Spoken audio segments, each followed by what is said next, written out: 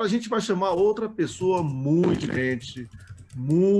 bem informada, que é economista, doutor em políticas públicas, mestre em planejamento e desenvolvimento econômico, Ceci Juruá, que vai falar hoje, olha, Rômulo, o tema da Ceci Juruá interessa a gregos, troianos, a todo mundo. Guerra híbrida que é essa guerra invisível que estão impondo ao Brasil, e não só no Brasil, na América Latina quase toda e em diversos países, mas no Brasil, nesse momento, sob um ataque de guerra híbrida sem precedentes na história, e é com ela que a gente vai falar, sempre muito elegante, além de super inteligente, com esse sorriso maravilhoso. Bom dia, Ceci Juruá. Bom dia, Wellington. Bom dia, telespectadores. E aqui estamos mais uma vez. Agradeço essa oportunidade, porque todos nós escolhemos assuntos importantes para falar. Eu acho que só vocês, realmente, do Duplo Expresso, tocam em certos temas que são vitais para entender o que acontece hoje na sociedade brasileira. Porque eu não sei vocês aí no exterior, mas aqui no Brasil, nós estamos absolutamente chocados com toda e qualquer notícia que aparece nos jornais. Ceci... Ainda ontem eu conversava com uma amiga que mora em Paris, e ela dizia, é inacreditável, o que está acontecendo no Brasil seria impossível de prever por qualquer um de nós, direita, esquerda, igreja, Estado. Parece algo assim que veio, sabe-se lá de onde, entende? Caiu de repente, né? Então, está muito difícil. Ceci, semana passada parece que a sua intuição levou você a mais uma vez falar daquele questionamento que você faz, a nomeação de binacionais para alta hierarquia do Estado, para ministério, e a gente acabou com o ministro de Educação colombiano, né? Então, acho que seu sexto sentido estava bem aguçado aí. Exatamente. Não, mas você sabe que eu acompanho muitos jornais há muito tempo. Todo dia eu leio assim 4, 5 jornais, tanto do Brasil como do exterior. E há fatos que me chocam. Por exemplo, eu lembro que quando o Sérgio Cabral foi eleito, não sei a primeira e a segunda vez, ele foi, uma das primeiras viagens foi à Colômbia, e ele foi discutir assuntos de educação. E aí eu me perguntei, o que é isso? Discutir assuntos de educação na Colômbia, por quê e para quê? Isso faz uns 10 anos, mais ou menos. Então, agora, quando eu vi um colombiano nomeado, eu digo, entendi. Tem alguma coisa lá na Colômbia, algum fato específico que eu não sei o que é, né? Porque eu não conheço a Colômbia, é um dos países em que eu não estive.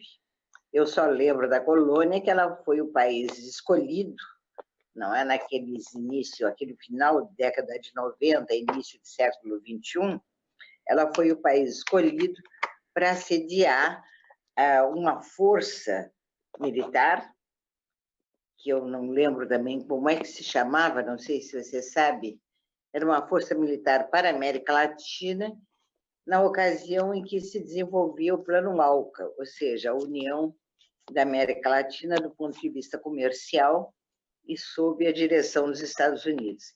Então, a ALCA, nós temos certeza, é um aliado estratégico dos Estados Unidos, há algum tempo. Eu diria que hoje talvez seja o aliado mais estratégico.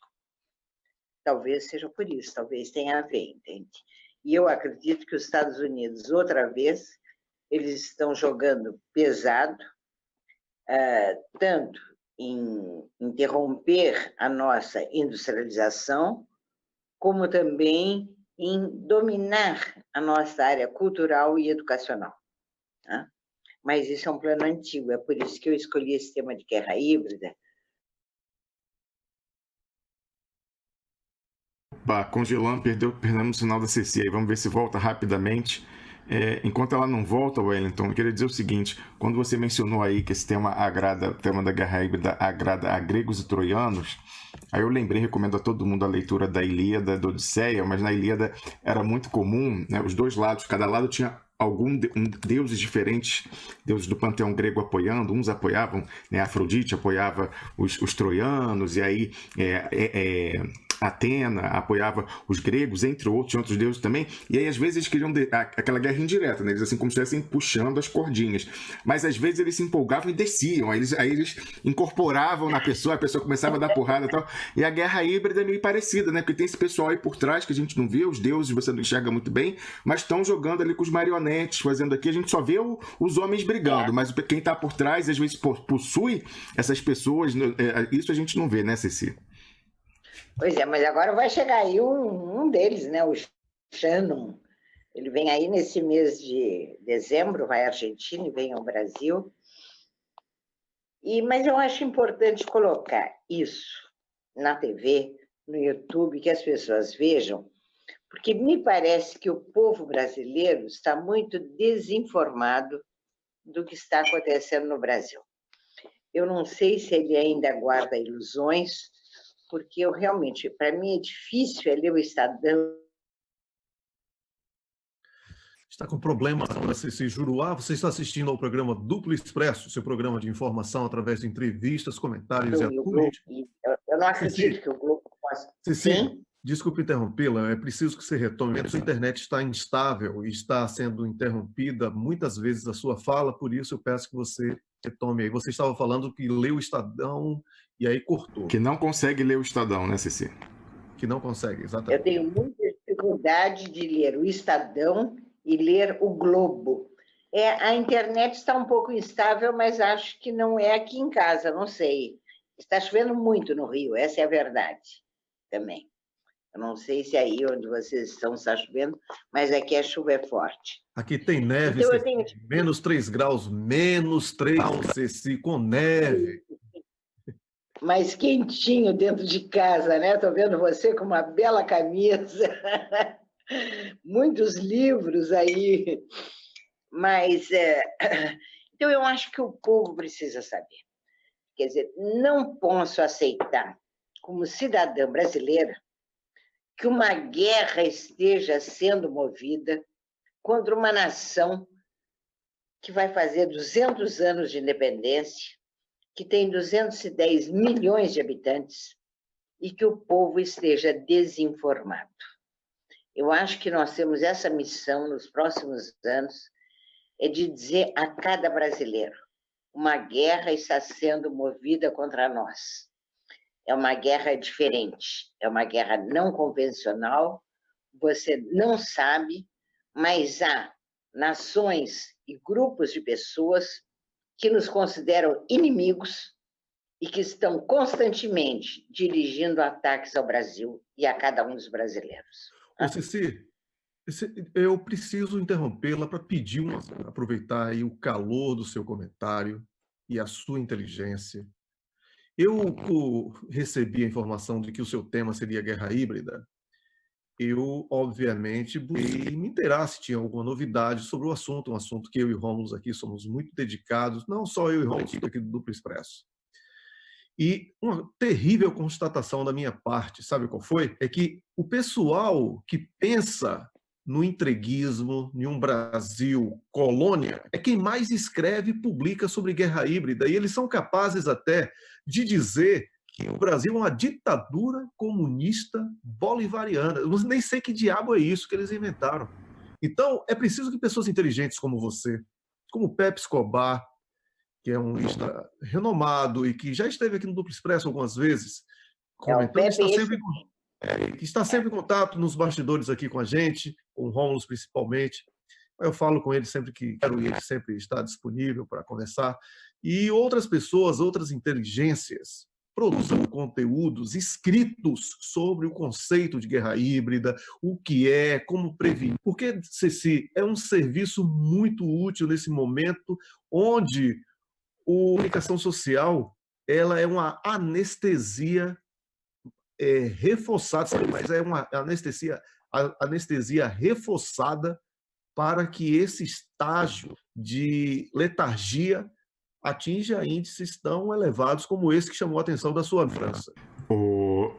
Wellington, Wellington, dá uma olhadinha aí no WhatsApp, que está com um probleminha no seu áudio, mas deixa eu falar o seguinte, isso que o Wellington observa é muito importante, de fato. Quem mais fala sobre guerra híbrida no Brasil são as pessoas da extrema-direita, principalmente naquele site voltado ao público militar, Defesa.net. O Piero Larner é alguém que já tratou aqui com a gente de guerra híbrida e tem escrito sobre isso, e uma das características, uma das táticas usadas na guerra híbrida, do ponto de vista comunicacional, é exatamente o que dá para traduzir com aquele bater a carteira e gritar pegar ladrão. Então, você acusa o outro de fazer o que você está fazendo. Então, eles fazem a guerra híbrida, eles são parte da guerra híbrida, eles são peões nas mãos do Império Americano, mas eles acusam o outro lado de estar fazendo a guerra híbrida. Então, isso faz parte também, esse confusionismo, né? Ceci Juruá.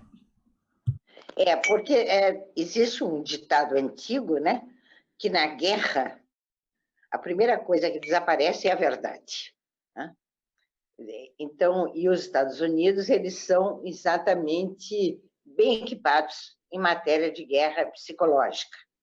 Na verdade, eles avançaram muito na tecnologia de comunicações e eles hoje têm empresas mundiais que são capazes de difundir qualquer fato momentaneamente, e só eles têm essa capacidade.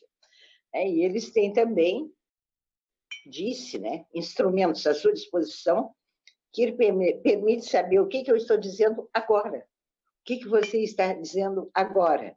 E eu, às vezes, até me pergunto, daqui a pouco eles vão saber o que nós estamos pensando, quer dizer, porque há um império do mal em alguns setores dos Estados Unidos. Eu não sei se vocês leram aquele livro da jornalista norte-americana Naomi Klein, A Doutrina do Choque. Aquele é um dos melhores livros que eu li na minha vida. Ela conta como em Chicago se desenvolveu um laboratório de tortura capaz de lavar a mente das pessoas, ou seja, esvaziar a sua cabeça. Você esquecer tudo que você sabe e jogar depois produtos novos. Eu não acredito que... Eu acredito que seja verdade. É um livro que está no mercado há muito tempo, que jamais foi desmentido. Nós sabemos que há experiências desse tipo também na União Soviética, provavelmente em vários países do mundo. Mas o que as pessoas precisam conhecer, o problema do brasileiro, é não conhecer a história do Brasil. Eu, há uns 15 anos, eu só leio sobre a história, e eu leio a história do Brasil no século XIX, porque eu tenho a impressão que foi ali, na nossa independência, que foram colocadas o que eu chamo de raízes culturais do Estado brasileiro. Né? Nós passamos de uma situação de colônia para uma situação de Reino Unido, e depois fizemos a independência em 1822. Mas essa independência teve à sua frente, no início, um homem muito bem intencionado, que foi o José Bonifácio. Mas, em seguida, vários outros intervieram, né? Portugueses, brasileiros, pessoas já nascidas aqui, mas sente-se nas entrelinhas que foram as embaixadas estrangeiras, essencialmente Inglaterra, Estados Unidos, Áustria, que deram as cartas. E eles tinham um homem aqui dentro que era seu aliado poderoso, um homem ligado às finanças inglesas, que foi o Marquês, como é? Agora me esqueceu o nome dele. Barbacena, o Barbacena, que tinha até um certo parentesco com José Bonifácio. O avô dele tinha sido encarregado das minas de diamante, lá naquela área, no distrito diamantino, né?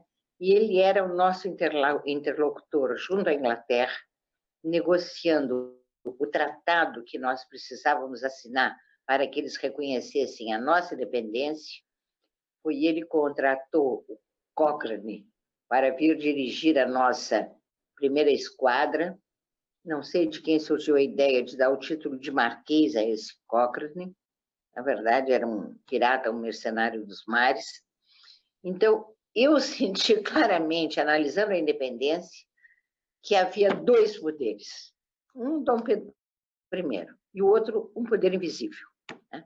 E esse poder invisível era representado internamente pelo Cochrane. Ele era tão poderoso e tão audacioso que 6 meses antes da renúncia de Dom Pedro I e da abdicação, ele ameaçou o imperador.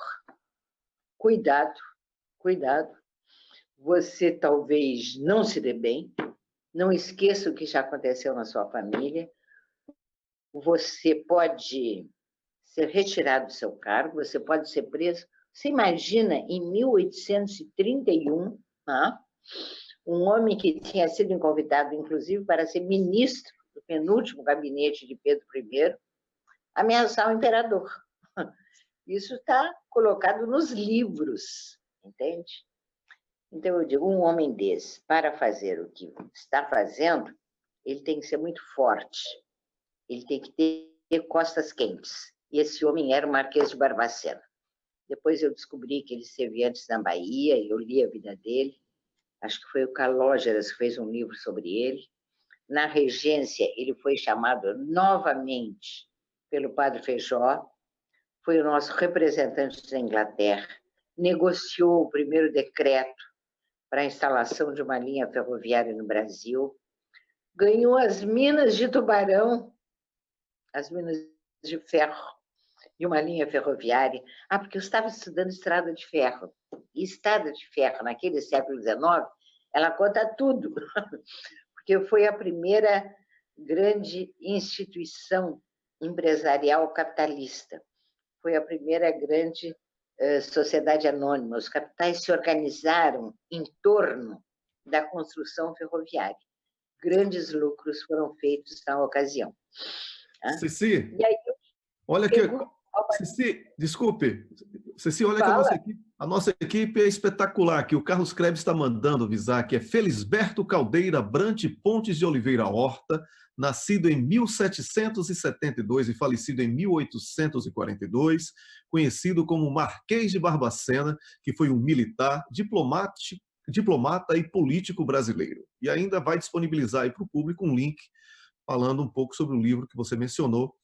E, por falar sobre livros, você mencionou a Naomi Klein, eu quero citar esse livro aqui, olha só, Agentes Secretos, não foi escrito por mim, por Rômulus, é um livro espetacular, não está no Brasil ainda, foi traduzido em português de Portugal, eu comprei esse em Lisboa, recentemente, há 15 dias, e é um livro que fala como os serviços de espionagem atuam hoje em dia, porque antigamente era aquela coisa, hoje como eles manipulam as situações. É essa construção da guerra híbrida que você está mencionando, e aqui explica os detalhes da atuação. Então, eu pretendo produzir, inclusive, um artigo interessante com base nas informações que tenho e na interpretação desse livro, para o nosso público ter uma noção real do que... Ele já está à venda? Ele já está à venda? Olha, o York, que trabalha com traduções, que é o nosso também da nossa equipe daqui do Duplo Expresso, ele falou que não está no Brasil ainda, que o português que ele foi traduzido é o português de Portugal. Inclusive, eu comprei esse na FENAC lá de Lisboa. Então, está dito aqui. Por enquanto, para quem está no Brasil, essa obra dela mais antiga, como a Ceci mencionou, tem o livro, A Doutrina do Choque, mas antes mesmo do livro, quer dizer, é porque ela fez uma reedição do livro colocando o caso do Katrina depois, mas depois da primeira edição do livro, tem um documentário também que ela fez, participou desse documentário, isso é trazido lá para essas revoluções coloridas, leste europeu, e com legendagem em português. Então, se você for ao YouTube e colocar Doutrina do Choque ou Naomi Klein, você vai achar essa e outras postagens do documentário dela, de 1 hora e pouco, 1h18, sobre essa doutrina do choque. Essa senhora aqui é a Naomi Klein. Então, eu recomendo a todo mundo, quem não viu ainda esse documentário, que veja. Mas, mais do que isso, também é importante ler o livro dela, que aprofunda ainda mais a questão. Ela é extraordinária, né? Ela é extraordinária, eu acho. Eu acho que aquele livro é uma preciosidade. E ali ela anuncia Brasil e Rússia. Serão as duas grandes vítimas da política externa dos Estados Unidos, já estão sendo atacados, acho que o livro é da década de 90, mais ou menos, e eles vão representar, no século XXI, aquilo que China e Índia representaram no século XIX. Eram as duas os dois países mais ricos no século XIX e no século XX foram ambos atacados, pilhados pela Inglaterra, né?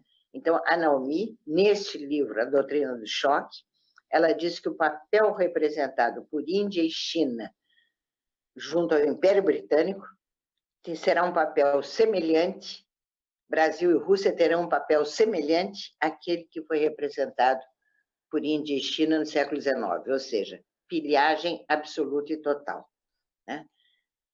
E eu estava, naquele momento, fazendo uma pesquisa grande sobre o Estado no século XIX. Foi quando eu me dei conta que eu não sabia nada sobre o Estado brasileiro, porque, na verdade, a nossa história é muito mal escrita, tem muito brasilianista, gente estrangeira que escreve sobre o Brasil, e podem até ser pessoas sinceras, com as melhores intenções, mas eles não nos conhecem enquanto cultura, enquanto história real do nosso dia a dia, né? E pouquíssimos bons livros de história brasileira. Eu diria que, realmente, os grandes autores clássicos são os melhores: Florestan Fernandes, Hélio Jaguaribe, Celso Furtado, Nelson Werneck, Sodré. Nós deveríamos voltar a ler esses autores, tá? Porque descobre-se que nós sabemos pouco. Quero voltar à guerra convencional. Por exemplo, os 2 primeiros séculos do Brasil, o Brasil não foi uma colônia portuguesa. O Brasil foi um território repartido, distribuído e disputado por 4 nações que, naquele momento, disputavam também o comando sobre o mundo conhecido. Em primeiro lugar, Portugal, claro, que ocupou essa parte do Rio de Janeiro, Bahia, Minas. Depois, abaixo de Portugal, dominava a Espanha. Ao norte das terras ocupadas por Portugal, dominava a Holanda. E ao oeste do Maranhão, a oeste um pouco por toda a parte também, disputavam os franceses. Então, nós fomos um território ocupado, literalmente, por França, Inglaterra, Holanda e Portugal. Portugal, terminando o seu poderio mundial, que ele teve no século XIV, a Holanda chegando para ser o grande centro de poder mundial que ela foi no século XVI, a Inglaterra preparando-se para ser o Império Britânico do século XVIII, porque ela estava organizando a sua armada, ela estava organizando a siderurgia, e os reis ingleses eram sócios dos piratas e corsários que atacavam qualquer navio nos mares para roubar os tesouros carregados. E a França iria chegar dentro de um pouco ao tempo de Luís XIV, né? Então, os séculos XVI e os séculos XVII no Brasil não foram séculos em que nós fomos colônia portuguesa. Nós fomos um território ocupado por 4 países que disputavam o centro de um império mundial que seria formado a partir do século XVIII. Isso não está escrito nos nossos livros. Isso não é ensinado ainda aos nossos meninos e jovens que estão na escola. Foi a partir do século XVIII que se afirma no Brasil um único país potência dominador. Esse país foi a Inglaterra. Na verdade, quem mandou na Inglaterra, a partir do Tratado de Methuen, em 1703, foi a Inglaterra. Portugal era um intermediário. Portugal, país pequeno, sempre precisou da proteção de uma grande potência para não ser devorado pela Espanha ou por outro país daquela área. Então, ele fez um tratado com a Inglaterra, que também se chama Tratado de Panos e Vinhos, pelo qual a Inglaterra protegeria Portugal, né, da invasão de outros países, mas Portugal cederia à Inglaterra e às suas colônias, localizadas, então, a oeste no Brasil e a leste na África. Portugal daria a exclusividade do produto inglês naqueles territórios. Ele venderia vinhos para a Inglaterra e compraria os produtos da indústria têxtil, que estavam, então, se desenvolvendo na Inglaterra. Era a primeira revolução industrial, ou a grande revolução industrial, se desenhando. Você vê que essa história eu soube, estudando sozinha, procurando em muitos livros, e principalmente lendo leis, porque, na verdade, lendo tratados e lendo leis. Porque era nesses tratados que se estabelecia a partilha do mundo. Quer dizer, o Brasil nasce sob o domínio do Tratado de Tordesilhas e depois ele vai crescer por meio de uma série de outros tratados internacionais. E isso é muito pouco conhecido, isso é muito pouco citado na história. Ora, quando eu estou no século XIX, existe uma figura que eu reverencio como o primeiro grande revolucionário brasileiro. Ele não queria uma revolução socialista, ele foi o porta-voz de uma revolução capitalista, o Barão de Mauá. Ele tinha como modelo os Estados Unidos da América, e ele conhecia muito bem a Inglaterra, porque ele tinha sociedade com capitalistas ingleses e até com pessoal da área de finanças. Então, o Mauá, assim que terminou o tráfico, ele fez a lei de terras e a lei das SA, o primeiro Código de Comércio, que são os 3 marcos jurídicos iniciais do capitalismo brasileiro na década de 1850, o Mauá pensou em fazer no Brasil o que estava sendo feito nos Estados Unidos, ou seja, um empresariado livre. O verdadeiro empreendedor é o que se forma naquela ocasião, utilizando os capitais livres, disponibilizados pelo fim do tráfico, e fazer desse país um país muito semelhante ao que estava ocorrendo nos Estados Unidos. E ele organiza o primeiro grande conglomerado do Brasil, eu já falei isso aqui em um outro programa, que é um conglomerado onde ele tinha banco, indústria naval, empresa de navegação, a primeira linha ferroviária do Brasil, empresas várias, e ele próprio era participante, acionista de outros empreendimentos ferroviários, além da linha que ele organizou aqui no Rio de Janeiro, a Estrada de Ferro Mauá. E ele teve a cabeça cortada. Ele teve a cabeça cortada pela Inglaterra. Parece-me que o Barão de Rothschild esteve à frente disso. Eu li todos os livros que saíram sobre o Mauá, a sua autobiografia, o belíssimo livro de história do professor Jorge Caldeira, o livro da Lídia Bezuchet e até o livro de um pernambucano que é contra Mauá. O que saiu sobre Mauá eu li na ocasião e depois eu próprio escrevi um livrinho sobre o Visconde de Mauá. Então, ali você sente que o Brasil tem o seu desenvolvimento contido. Em meados do século XIX, o Brasil se equiparava aos Estados Unidos, em termos de renda per capita, desenvolvimento. Ao final do século XIX, nós somos um país subdesenvolvido, um país que tem 90% ou mais da população analfabeta, que teve uma independência, teve uma...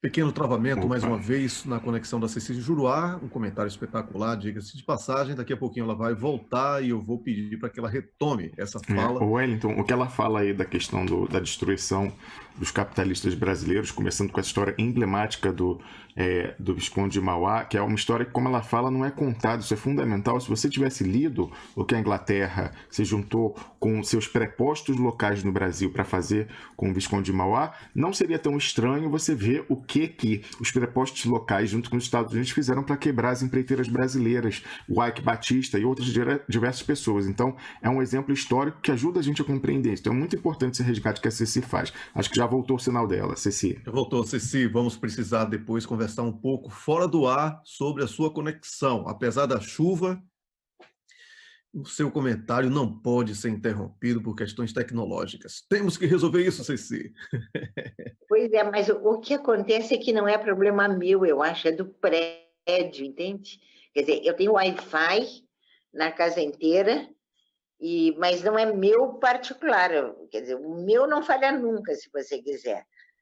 Agora, tem um problema, talvez, de prédio, e vamos sentar em uma outra ocasião fazer um teste, ok, Wellington?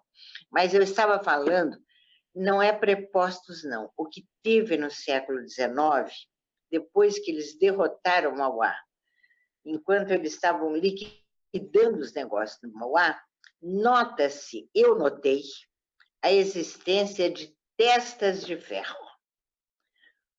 O Brasil, em matéria de negócio ferroviário, ele estava sob a dependência da Inglaterra, mas também da Alemanha, dos Estados Unidos, da Bélgica, né? E até a França. Todos ficaram interessados naquele novo mundo, então capitalista, que foi anunciado a partir da segunda metade do século XIX.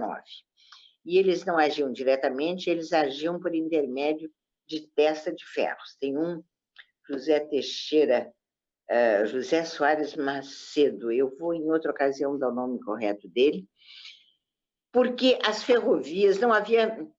O liberalismo que está voltando, né? Ele é muito baseado no que aconteceu no século XIX. São formas muito similares que estão sendo adotadas. Não existia concorrência pública. O Brasil, através do imperador ou através de homens de negócio, diziam: precisamos de uma estrada de ferro no Recife, precisamos de uma estrada de ferro em São Paulo. Quer dizer, essa mercadoria que hoje é transportada em lombo de burro demora muito tempo para chegar da origem ao seu destino, que é o porto. É uma viagem cheia de riscos, não é? A mercadoria é transportada no lombo de mulas. Existem picadas, não existem estradas. Então, nós precisamos de uma estrada de ferro que diminua o custo e que ofereça mais segurança à mercadoria. Não se pensava nas pessoas, mas nos produtos. Pernambuco era um grande produtor de açúcar, junto com Bahia, cujo mercado era a Inglaterra.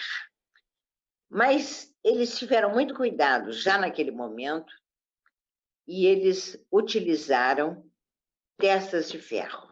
Por quê? Porque a concessão era dada previamente pelo rei, pelo imperador, Dom Pedro II, sem projeto, sem nada. Alguém chegava na corte, junto ao imperador, e dizia: quero fazer uma estrada de ferro entre Recife e o Porto, entre Salvador e o Porto, entre Jundiaí e o Porto de Santos.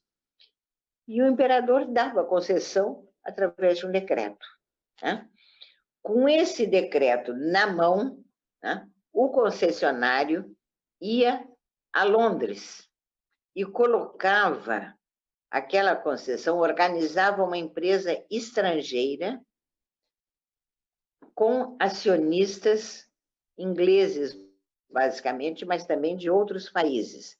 Quem estivesse na Bolsa de Londres, quem estivesse presente em Londres, podia comprar ações tanto de estrada de ferro quanto de minas, por exemplo. Os ingleses dominaram todas as minas de ouro no Brasil no século XIX, praticamente.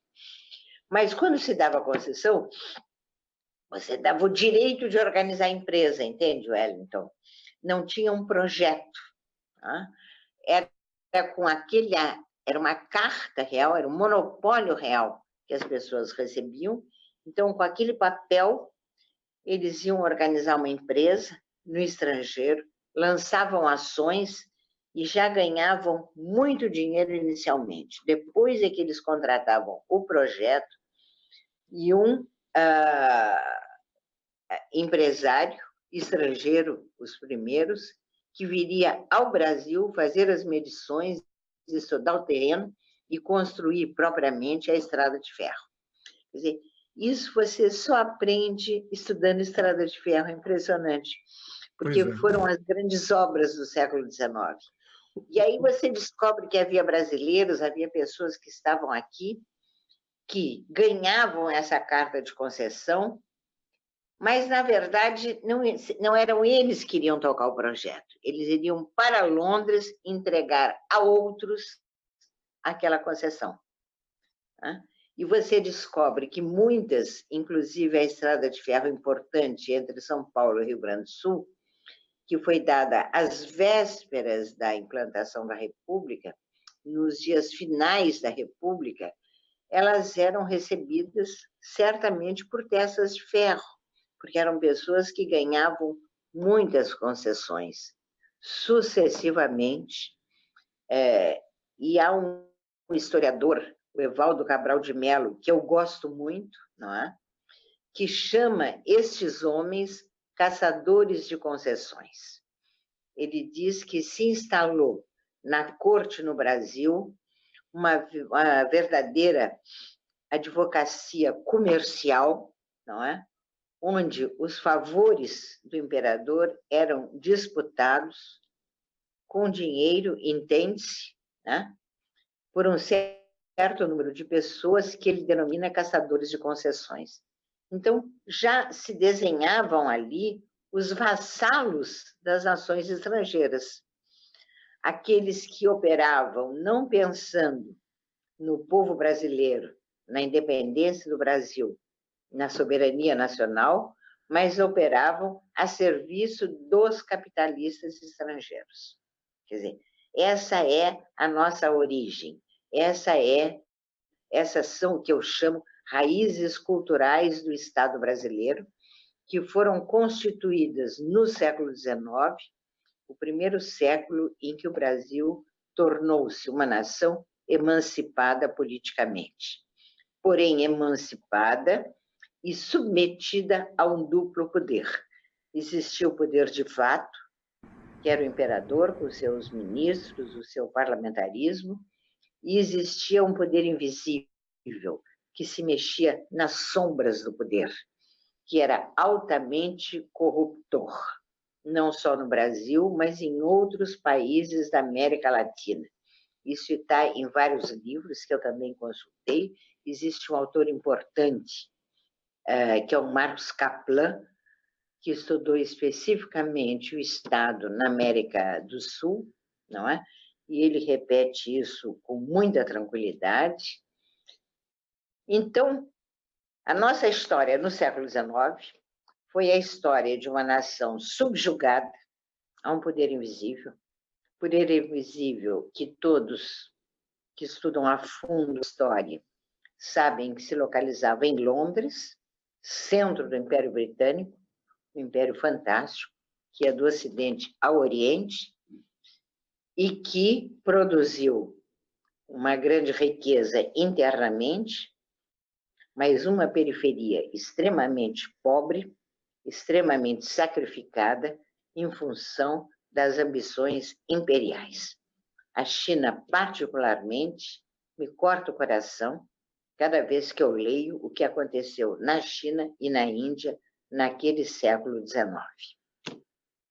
Bom, começava ali esta guerra utilizando pessoas locais, que eu chamei, na ocasião, testa de ferro, que o historiador Evaldo Cabral de Melo chama caçadores de concessões, tá? E que hoje são provavelmente participantes dessa guerra híbrida. O que é essa guerra? Sim. Permita, aqui no Duplo Expresso nós chamamos de laranja podre. Vamos falar.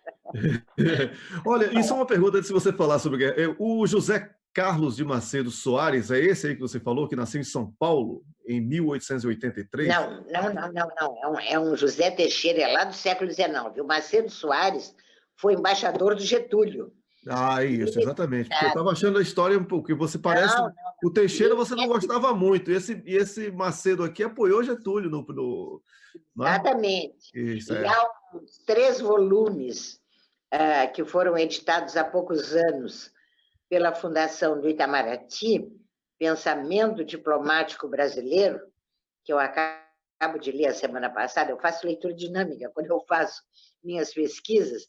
Então, esse Macedo Soares, ele é elogiado como um diplomata nacionalista que foi muito útil a Getúlio Vargas. Não é ele.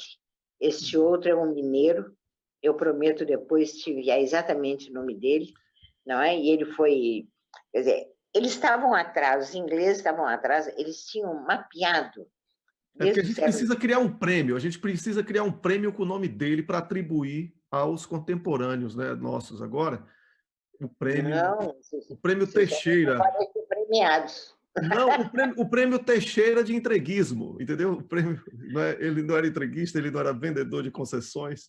Então... Vai ser difícil, porque olha só, eu estava relendo 2 livros, eu acho que um livro você não conhece, dos que eu vou falar. Um você conheça, talvez.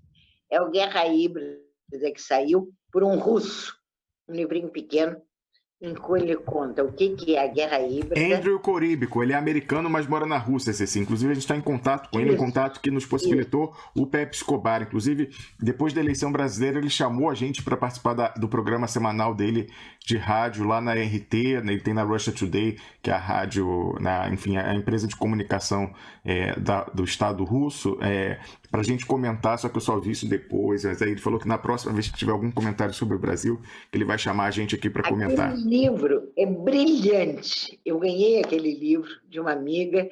Ele é perfeito em matéria de entendimento o que é uma guerra híbrida, que na verdade é o conjunto de uma revolução colorida e depois uma guerra por meios não convencionais. Mas aí eu fui ver lá nos meus alfarrábios e eu tenho um livro importantíssimo, tem alguns livros importantíssimos, eu destaco 2. Do jornalista Newton Carlos, sobre o Projeto Camelot, e do Miguel Arraes, sobre o Jogo do Poder.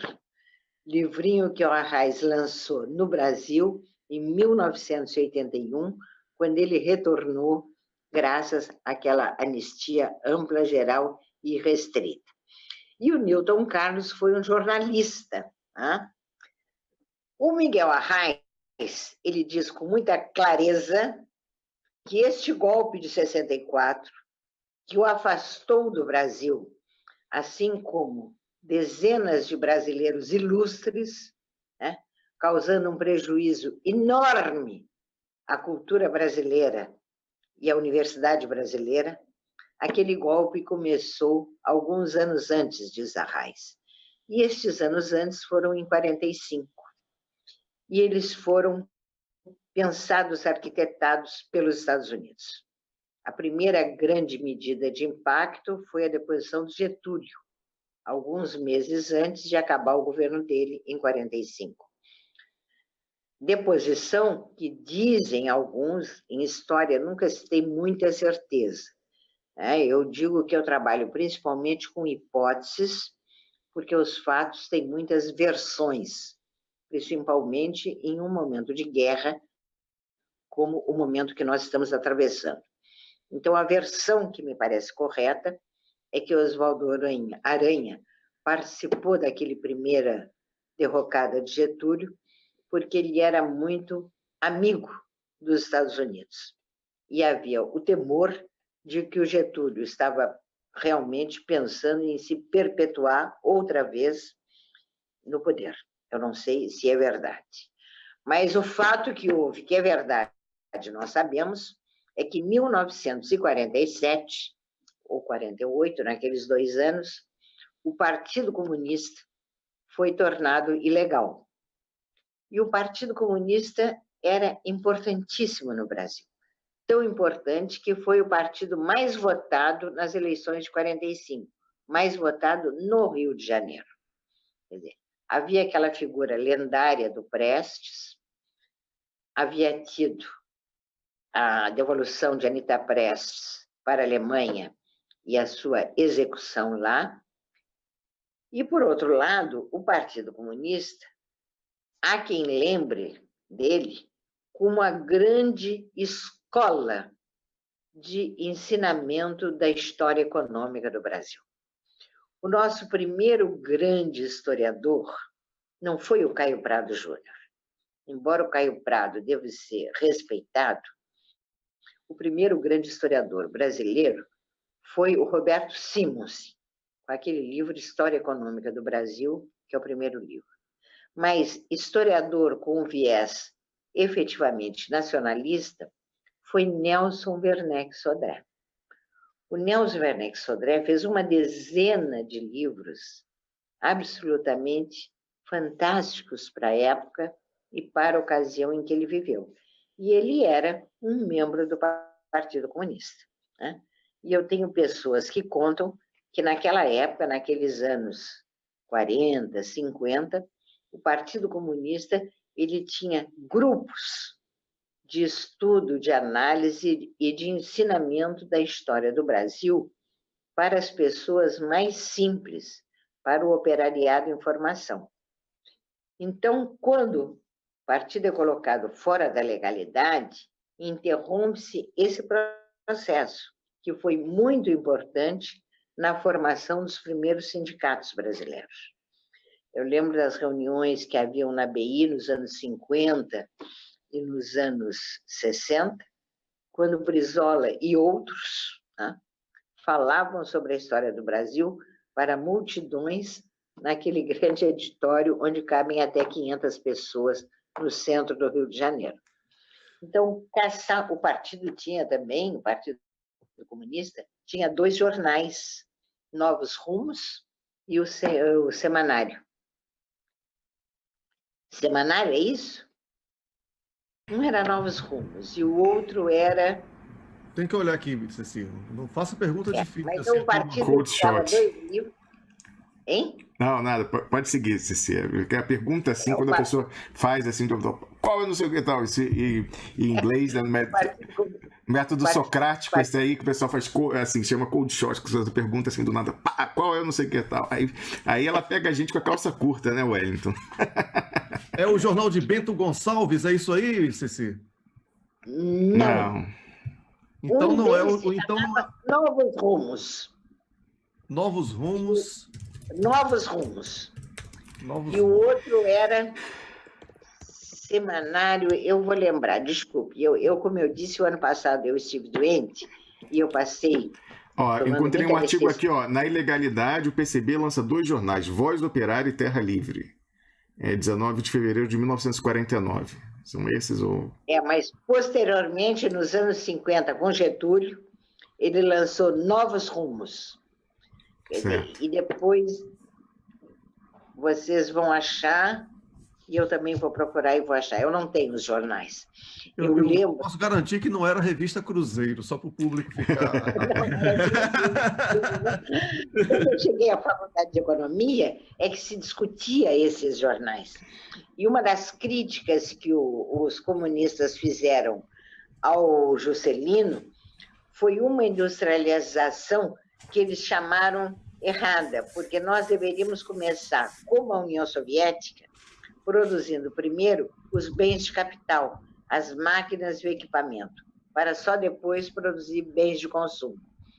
E o Juscelino fez o contrário. A primeira indústria importante que ele trouxe para o Brasil foi a indústria de automóvel, o bem de consumo certamente mais ambicionado, mais cobiçado no século XX, e também um grande empregador. Semanário, o jornal segundo do Partido Comunista, no final dos anos 50, chamava-se Semanário, e o outro era Novos Rumos. Muito obrigado, Ceci. Eles tinham artigos que interessavam, entende, a intelectualidade, onde eles analisavam os grandes problemas da economia e dos problemas brasileiros, e da política brasileira. Eu não sei se esses jornais existem ainda, eu não sei se eles estão em alguma biblioteca, mas eu acho que valeria a pena consultar esse jornal. Tá? Bom, então o Miguel Arraes, eu estava contando, diz assim: a primeira investida contra o Brasil acontece na década de 40, na segunda metade. Aí eu lembrei que foi naquela época que o Partido Comunista foi retirado da legalidade, foi cassado. E eu pensei, aí é formação minha, hein? Começa ali a guerra híbrida dos Estados Unidos contra o Brasil, né? Com aquele gesto, que foi deles que partiu. O Dutra apenas acompanhou. Ao mesmo tempo, as Forças Armadas brasileiras começavam a ser treinadas nos Estados Unidos e, ao mesmo tempo, o Brasil fez um acordo com os Estados Unidos para iniciar estudos para um plano de desenvolvimento. Tudo na mesma época, segunda metade dos anos 40. Depois eles quiseram proibir a volta do Getúlio, e aí é interessante, aí um novo Partido Comunista aparece, aí já deve ter sido infiltrado, porque há quem diga que o FBI nos Estados Unidos fornecia metade dos quadros do Partido Comunista. Eu digo, se lá eles forneciam metade dos quadros, imagina aqui. Tá? Então, eles quiseram se opor à eleição de Getúlio. Getúlio foi candidato e se elegeu contra diferentes forças, inclusive o Partido Comunista. Né? E aí, os Estados Unidos entram naquele período terrível que se chamou macartismo. Macartismo, eu digo, foi a forma que o fascismo tomou nos Estados Unidos. Não há muita diferença entre o macartismo e o fascismo de Mussolini. Né? O grande perseguido por eles foram a cultura e as universidades. Né? Eles dirigiram-se basicamente à formação de uma ideologia absolutamente contrária ao comunismo, ao socialismo e a tudo que estivesse em defesa da União Soviética. Porque, na verdade, inaugurava-se naqueles tempos a Guerra Fria. Né? O macartismo é o primeiro produto da Guerra Fria nos próprios Estados Unidos. E eu tenho a impressão que depois eles tentaram exportar para outros países aquela Guerra Fria. Quem conta sobre o projeto Camelot, que é pensado e idealizado ao final dos anos 50, é o jornalista Newton Carlos. Ele tem um livro que se chama Camelot e tem um outro, cujo nome eu também não lembro, mas eu tenho alguma coisa guardada, que faz o projeto Camelot. É Roselitz. Você vai encontrar, se você perguntar no Google Projeto Camelot, ele é o ator mais citado. Ele conta que o Projeto Camelot foi concebido no Chile. Aí nós vemos que o Chile e a Colômbia são dois países chaves para a Inglaterra e Estados Unidos, quer dizer, ao longo dessa história de 2 séculos, e ele dirigia-se especificamente às ciências sociais, isto é, a sociologia e a economia, basicamente naquela época história, sociologia, economia e história. Eles passaram a desenvolver projetos de controle das ciências sociais em toda a América Latina, a fim de evitar movimentos de insurgência contra o poder norte-americano, que se colocou como grande polo de oposição à União Soviética naqueles tempos de Guerra Fria. Né? Então, começa ali a guerra híbrida. Né? Eu digo, para nós, no nosso, porque a guerra híbrida de que trata esse livrinho do russo que você localizou, ele trata especificamente, eu li, da Rússia, da Eurásia, tá? E como que os Estados Unidos pensam a geopolítica naquela região e como eles pensam conter o avanço da União Soviética. É feito para aquela região. Aí, lendo Miguel Arraes, eu digo, olha, mas esta mesma guerra, eles dizem no projeto Camelot, é preciso lidar com os nativos. Temos que evitar que os norte-americanos tomem diretamente à frente desses movimentos. Afinal de contas, naqueles países, com alguns poucos dólares, a gente compra qualquer coisa. Olha, né? Na verdade, são qualquer pessoa praticamente, né? No caso atual do Brasil, é absurdo, é visível a forma como as pessoas se venderam na justiça, Exatamente. Na política. Os empresários que abriram mão das suas empresas entregaram, né, para agora aplicar em fundos de investimentos estrangeiros e ganhando Eu no Brasil nem acuso, porque eu acompanho isso há muito tempo, não é? Eu acompanho há muito tempo esse movimento, e eu diria que os empresários, eles não são os responsáveis. Eu defendo muito os empresários. Não estou acusando, não. Estou falando que alguns empresários não tiveram força para brigar contra a estrutura dessa.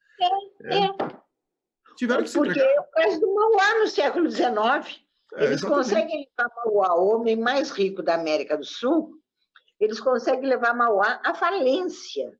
Pois é. Como? Manipulando seus aliados na corte de Dom Pedro II. Né? Exatamente. E suas forças internacionais, eles dominam a justiça brasileira desde o século XIX.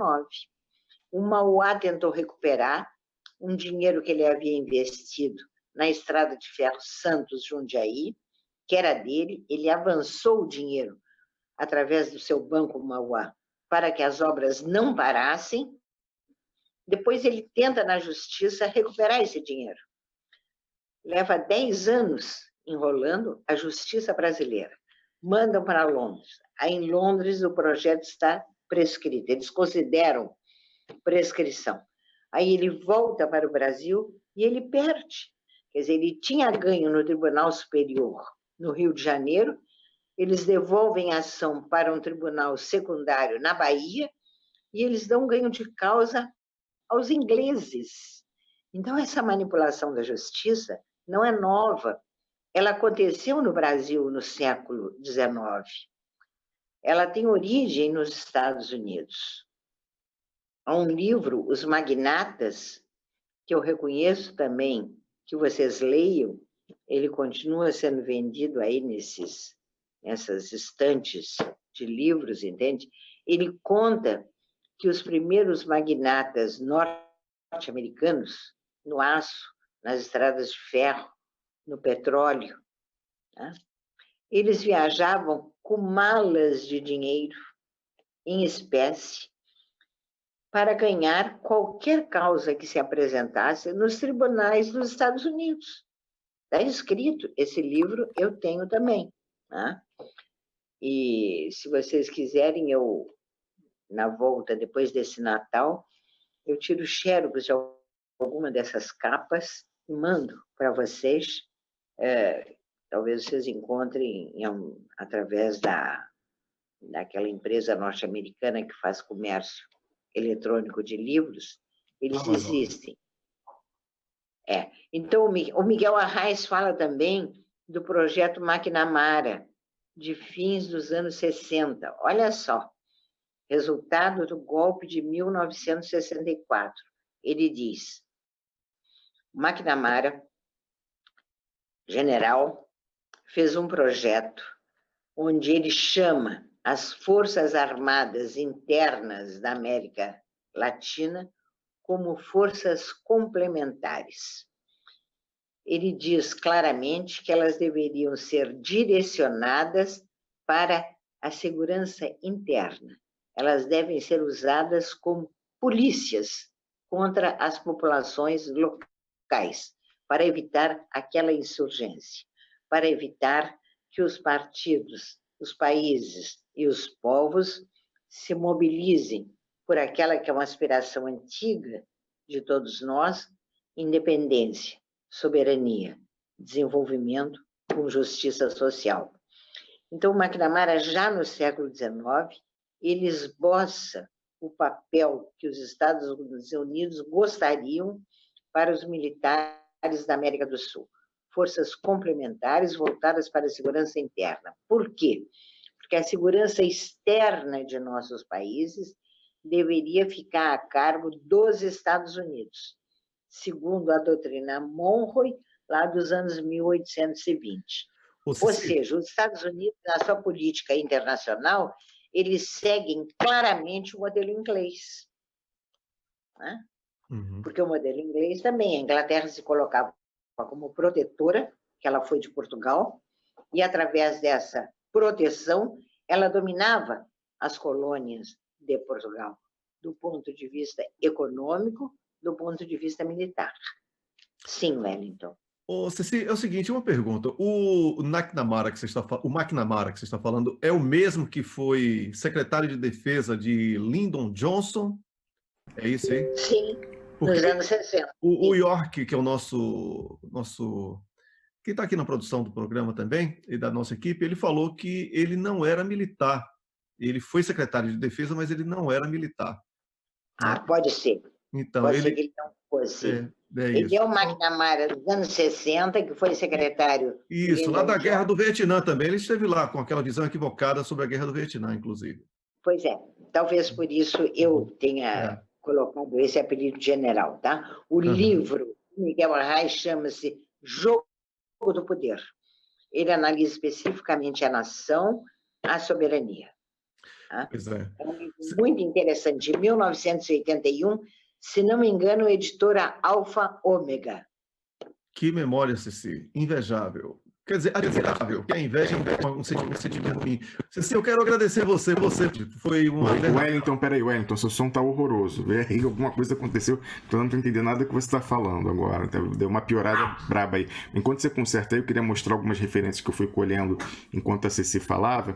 O seguinte, a primeira delas lembrar essa questão que ela falava que a intervenção dos Estados Unidos no Brasil começou em 40... começou em 1945, é interessante notar, isso eu já tinha conversado com uma pessoa observadora também da história brasileira. Peraí, Nina, para! Cachorrada. Uma pessoa já tinha falado o seguinte... Programa ao vivo. Pois é. Tem um embaixador americano que vem para o Brasil, o pessoal mais antigo sabe disso, só para ajudar a derrubar o Vargas. E com a missão cumprida, ele vai embora. E aí, eu já sabendo disso, com essa intervenção da Ceci, eu fui pegar aqui o nome do sujeito. Se você for lá na Wikipedia e pegar o nome dos embaixadores dos Estados Unidos no Brasil, você vai achar esse senhor que ficou um ano só como embaixador do Brasil. Olha só, ele ficou de 30 de janeiro de 45 a 27 de fevereiro de 1946. O Getúlio Vargas, eu estava olhando aqui para conferir a data, ele cai da primeira vez em 29 de outubro de 1945. Não, agosto é de 54, mas de 45 foi 29 de outubro de 45. Então você veja, esse senhor chegou em menos de um ano, ele conseguiu articular a derrubada do Getúlio Vargas, dividindo os militares naquele momento. Houve uma divisão ali dos militares, conseguiram impor ao Getúlio Vargas a sua destituição, e com a missão cumprida, já em 27 de fevereiro de 46, ele volta para os Estados Unidos, volta para a academia. Então, essa é uma das primeiras referências que eu tinha pegado aqui para a gente comentar, para dar como o sujeito, tem um arquivo dele, tem um artigo sobre ele na Wikipedia, em inglês, né? Em português não tem, pelo que eu vi aqui, não tem realmente, tem em espanhol também, que é uma pessoa, inclusive, que disse que era muito influente, ele fazia parte da reserva intelectual chamada Brain Trust do Roosevelt. Então era uma pessoa que tinha realmente muita influência, uma pessoa importante no pensamento, na estratégia do governo americano, e ele é destacado para o Brasil com essa missão de derrubar o Getúlio Vargas em 1945, dando início a essa intervenção mais agressiva, como fala a Ceci Juruá. Esse aqui é o do Getúlio Vargas, que eu olhei para ver a data. Mas é importante, eu acho, Pois não, para terminar, Rômulo, eu acho importante deixar para aqueles que nos escutam o conceito correto de guerra híbrida. O que se diz guerra híbrida? Nesse livrinho do Russo, ele explica que a guerra híbrida ela tem ele mora na Rússia, mas ele é americano. Americano, mas o nome dele é meio russo. É Andrew Coríbico, Isso aqui é difícil. E ele tem um primeiro momento, é o momento da Revolução Colorida, e o segundo momento é da guerra por meios não convencionais. E aí você localiza claramente o que aconteceu nos últimos tempos. Os 20 centavos, começando a Revolução Colorida no Brasil. Os 20 centavos, a Revolução Colorida, e não só os 20 centavos, eu penso sempre na vaia que deram à presidente Dilma. Também, verdade. Durante a Copa. Né? Então, aqueles são os dois momentos de Revolução Colorida. Em seguida, começa a guerra não convencional, e me parece que o momento central daquela guerra não convencional foi a distribuição de montanhas de dinheiro pelo Congresso para que eles votassem o impeachment da Dilma. É verdade, né? É verdade, Ceci. Foi um momento vergonhoso da história do Brasil e um momento em que o pronunciamento dos deputados foi lamentável, o mundo inteiro assistiu, temos um filme. Uhum. Então, essa foi a nossa última guerra híbrida. Ela começa lá em 45, ela é uma ação permanente dos Estados Unidos, das suas embaixadas, dos seus centros de comércio, é proibido que os países se industrializem, é proibido que eles tenham finanças próprias, né? Eles precisam depender do capital estrangeiro, né? Eles não podem ter ambições tipo BRICS, eles têm que depender explicitamente daqueles grandes bilionários norte-americanos e seus aliados para ficar permanentemente à disposição do novo império que, segundo alguns, está no seu final. Não há muitas décadas pela frente em que se mantenha esse mundo que eles pensaram que poderia ser unipolar. Essa unipolaridade está acabando. Ô, Ceci, você sabe que os estudiosos de outros impérios, até da antiguidade, dizem que é justamente na sua decadência que ele se torna mais agressivo. Então, não é pra gente pensar que a coisa vai amainando, não. É nessa hora que os ataques às províncias, né, ou a repressão nas províncias aumenta. Então, talvez por isso que a gente esteja vendo esse assanhamento maior, cada vez maior dos estrategistas americanos de intervenção nas províncias para tentar isolar e atrasar a sua ultrapassagem pela China, porque é certo que vai haver essa ultrapassagem, mas eles tentam ao máximo atrasar essa ultrapassagem, prejudicando, usando ainda a sua influência, sua grande influência política, diplomática, até militar, para tentar atrasar o quanto for possível. E aí, Ceci, eu queria mostrar o seguinte, outra citação que você fez, eu não conhecia esse projeto, então agradeço muito a sua referência a esse projeto Camelot. Olha só, não tem artigo em português lá no Wikipedia, mas tem em espanhol, então o pessoal vê. Mas ela aqui, fala que o projeto Camelot foi um estudo de contra-insurgência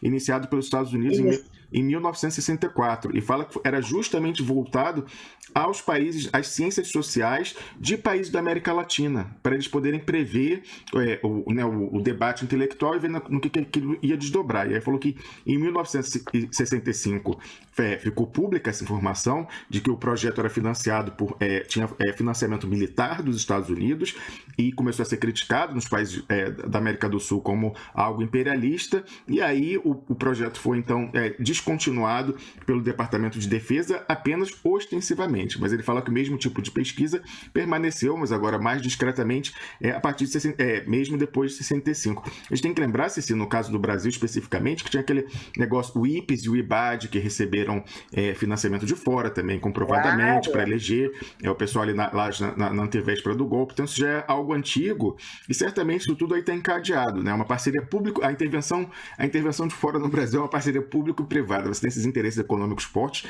na mão de grandes corporações, mas elas se utilizam de todo o aparato de Estado americano, como a gente vê aqui com esse projeto, né, Ceci Jurai? E esse foi o grande erro do Lula e do PT. E de outros, né? Quer dizer, na verdade, nos tempos recentes, eles invadem o Brasil através do Collor e do Fernando Henrique, com o Programa Nacional de Desestatização e com a entrega dos setores estratégicos da economia brasileira, transportes, energia, comunicações e até a moeda, através do Plano Real. Então, aquela década foi a década maldita realmente no século XX, foi a década de 1990.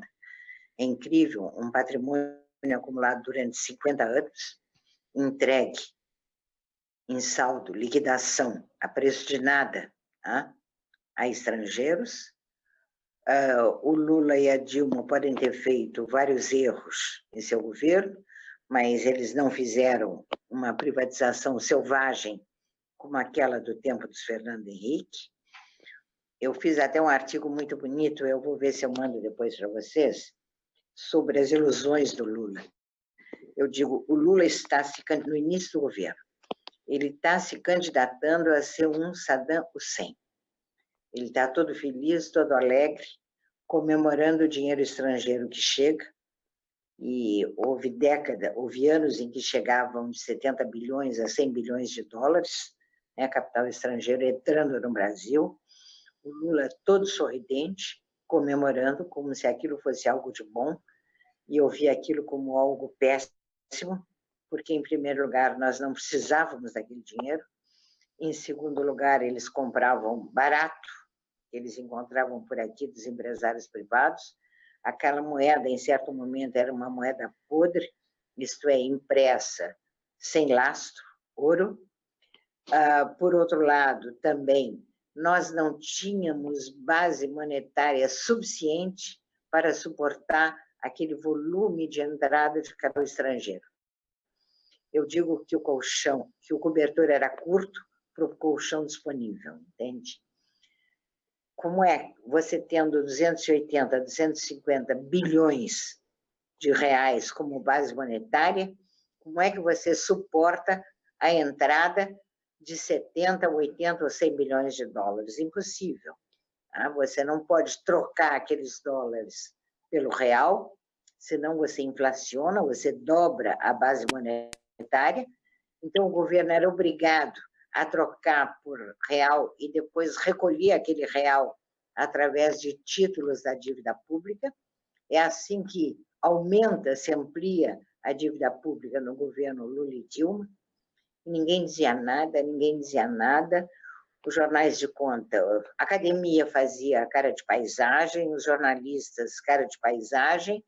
Na lista de que eu participo, apenas eu e o professor Adriano Benayon, não sei se vocês conheceram, éramos os opositores, não é, daquela movimentação financeira absolutamente prejudicial à independência do Brasil, à soberania da pátria, porque quem entra com esse volume de dinheiro e começa a comprar tudo que é nosso, né, vai acabar querendo dominar o Estado. E foi o que aconteceu. Entraram livremente por aqui durante décadas, e depois eles disseram, já que nós somos os donos do sistema produtivo, já que nós somos os proprietários, né, e acionistas das grandes empresas brasileiras, chegou o momento de nós darmos ordens ao Estado brasileiro. Nós temos que garantir que esse Estado faça apenas as leis que nos interessam.